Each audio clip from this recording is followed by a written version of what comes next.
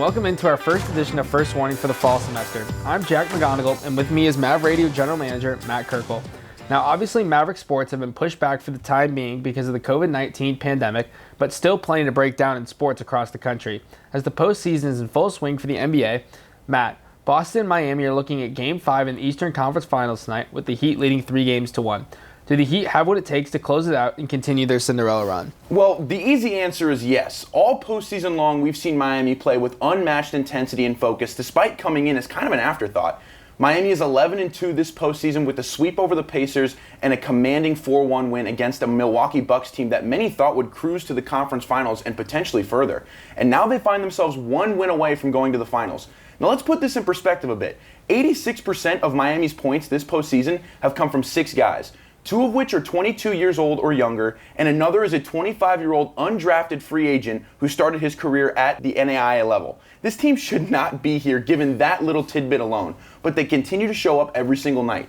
Goran Dragic and Jimmy Butler are both averaging over 20 points a game, and young guys like Bam Adebayo and Tyler Hero have had statement performances to help Miami win 2 of their games this series, with the rookie Hero having an historic performance, dropping 37 points in Game 4.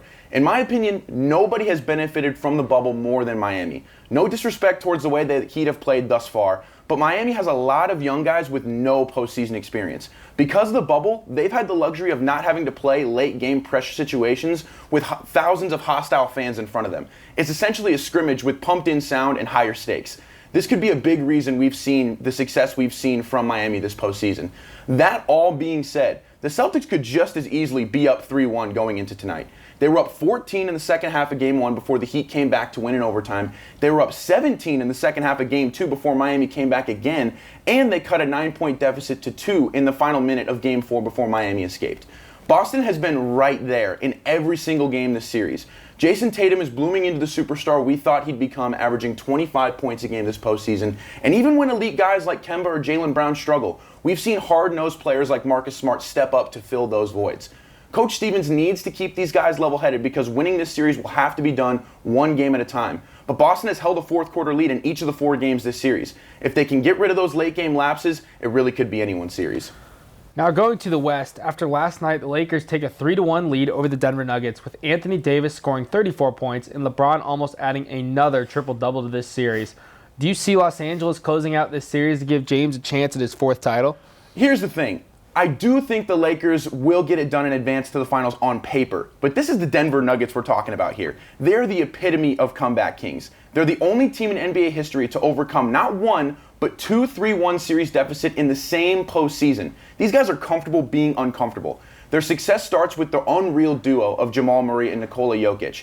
Both are averaging at least 25 points a game, and both are shooting over 50% from the floor, 40% from 3, and 80% from the free throw line. Those two are universally being recognized as superstars in this league, and their ability to play together with the pick and pops to get each other open has really helped this Nuggets team down the stretch, especially in elimination games. They both add to their numbers when their backs are against the wall, with Murray scoring almost 33 points a game to Jokic's 26 in elimination games this postseason. If there's anything this Nuggets team knows how to do, it's fight. However, I do think this may be the end of the road for Denver. With what we've seen from AD this postseason and his relentless scoring, including the clutch game winner in Game 2, along with LeBron, as you said, approaching triple-doubles almost every night, I don't see the Nuggets realistically keeping the King from trying to get his 4th ring.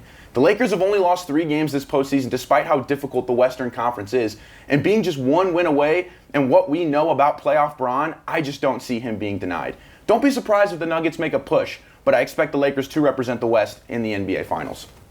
Make sure you tune in to Game 5 tonight as the Celtics look to stay alive against the Miami Heat in the Eastern Conference Finals tonight, with tip-off starting at 7:30.